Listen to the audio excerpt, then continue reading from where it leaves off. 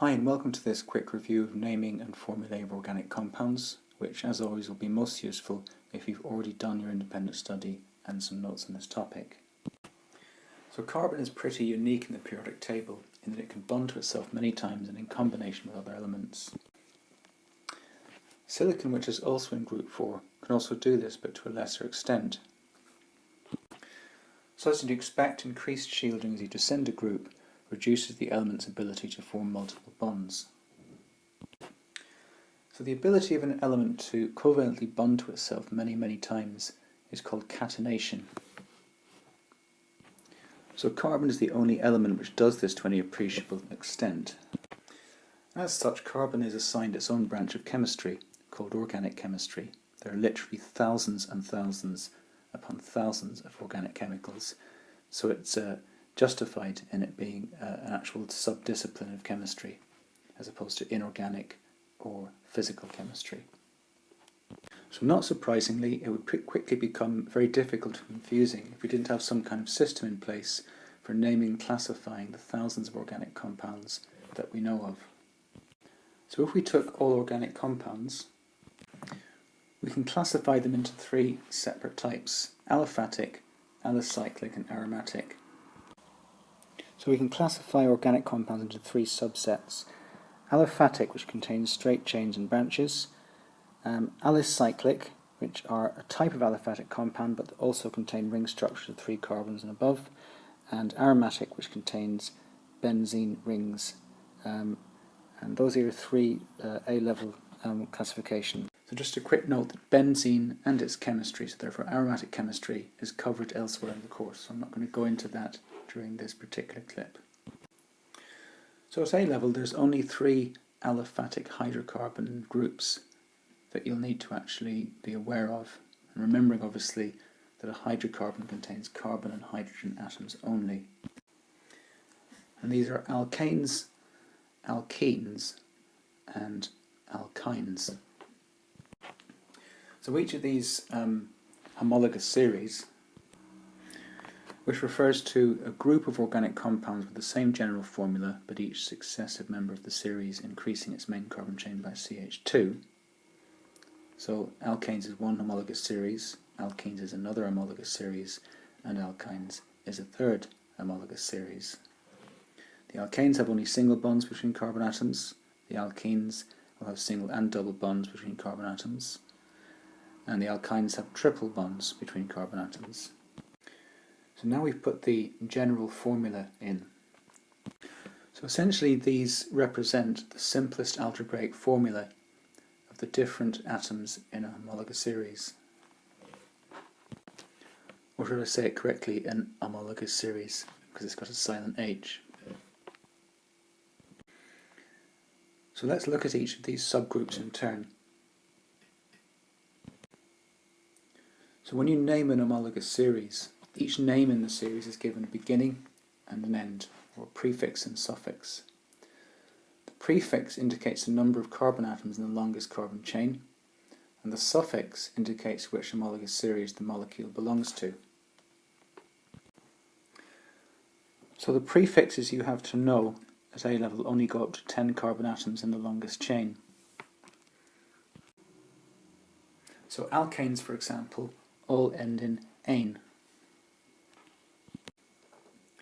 So if we take methane as CH4, you can see it follows the general formula for alkanes, because N is 1 and 2N plus 2 is 4.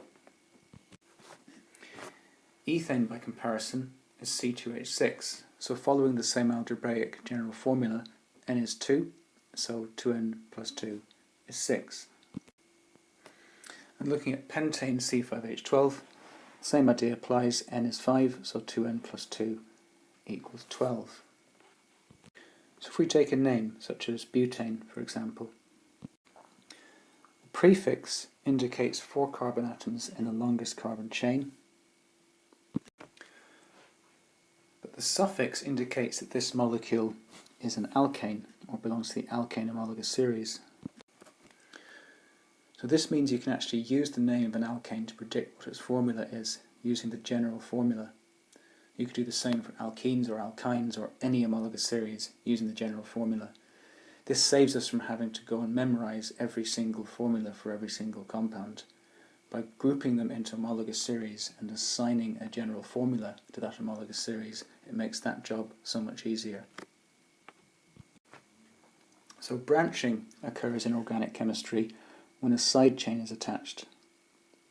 So let's draw out butane first of all. So this chain is now unbranched.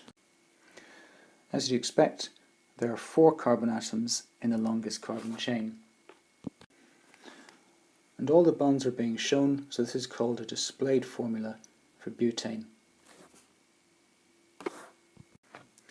So now I've replaced one of the hydrogens with a branch or a side chain. So this side chain has 1 carbon in it, so it's called a methyl group. And notice that I haven't called it a methane group, it's a methyl group. The YL is important here. So aliphatic side chains are known as alkyl groups and must be incorporated into the name of the compound. So let's now have a look at how we might name this compound. So when you name a branched hydrocarbon, you must include the name of the side chain and its location on the main carbon chain. So the location is indicated by numbering the carbon atoms on the main carbon chain. So you always count from the end that the side chain is closest to. So you can see here that it's closer to the right hand side than it is to the left. So I've started counting from right to left as opposed to left to right. So the name of this compound would be 2-methyl-butane. So let's look at the different types of formula that we could use to represent 2-methyl-butane, or for that matter any organic compound. I've written it out in 4 different ways here, and I'm going to take you through each of these different ways of doing it and why we do them, why we use them. So the molecular formula only gives minimal detail, the ratio of each atom in the compound.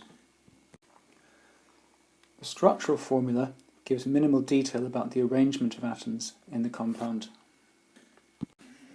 The displayed formula gives all the detail we need, including all the bonds in the compound. So I've actually gone and improved the version I had before, so I have the alkyl group, the CH3, also included in fully displayed form. So skeletal formula, finally, do not show the carbon or hydrogen atoms and are used for convenience when drawing very large molecules. So let's have a look at functional groups for a minute. Our functional groups are so called because they alter the molecule's name and its chemistry. There's far too many for me to go through, so I'm going to choose a simple one such as the alcohol functional group.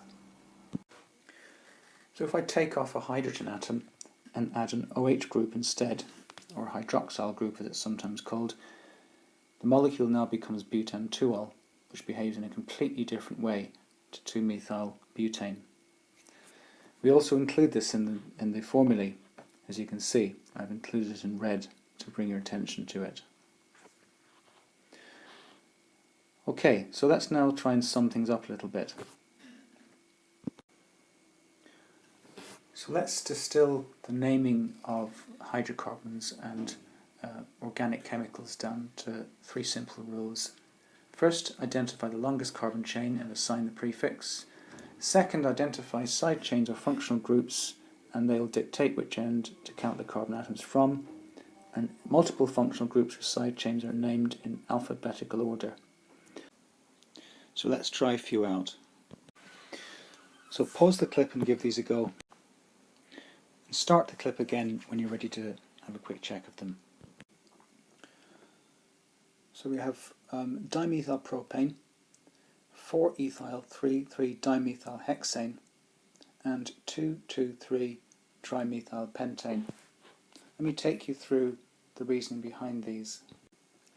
So in the first one, we've got 3 carbons in the longest carbon chain, no matter which way you look at it, and there are 2 methyl groups, so dimethyl propane. So So on this next one, ethyl comes before methyl alphabetically, not the numbering. So we put the alphabetical order in first, so that's why 4 comes before 3. And there's 2 methyls on the same carbon, carbon number 3, and that means it's 3,3 and dimethyl. And there's 6 carbons in the longest carbon chain, so that makes it hexane. So 4 ethyl, 3,3 dimethyl hexane. So in this next one we have 3 methyl groups on carbon 2 and carbon 3. And the main chain is 5 carbons long, so therefore it's 2,2,3 trimethyl pentane. Okay, so hopefully these examples. So what happens if it's difficult to spot the longest carbon chain? So in this example, we're looking for the longest possible carbon chain. So we have the obvious straight chain, left to right, 6 carbons long. Or we have the other possibility, which is still a legitimate longest chain. The problem is they're both 6. Should that make a difference? Well, let's name them. So it gives us 2 names. Let's just go through the basis of each. With the red chain, the 6 carbons, you've got an ethyl group on carbon number 3 and a methyl group on carbon number 2, hence the name we've got. Let's consider it from the blue chain's point of view. That is actually a branch. It's a methyl-ethyl branch, so it's a branch on a branch. So how do we choose between them? The question to ask is, which chain has more branches? So you can see that the red chain has 2 branches, but the blue chain has 1 branch. So that means this is the correct longest chain to base your name on. So pause the clip and try to write the molecular formula, structural formula and skeletal formula for this compound.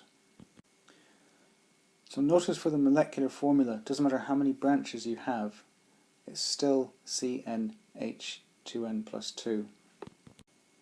Okay, so the structural formula will look something like that with the branches in brackets. And finally the skeletal formula at the bottom right hand corner. Okay, so hopefully this has all given you a little bit of food for thought. It probably hasn't answered all your questions on organic chemistry because it's such a massive part of chemistry in general, but at least it hopefully has introduced you to some of the naming techniques and some of the ways we handle drawing out structures using formulae of different types. So if you've got any questions, it might be worth going in to see your teacher at college or contacting them in some way. And in the meantime, until the next clip, see you soon.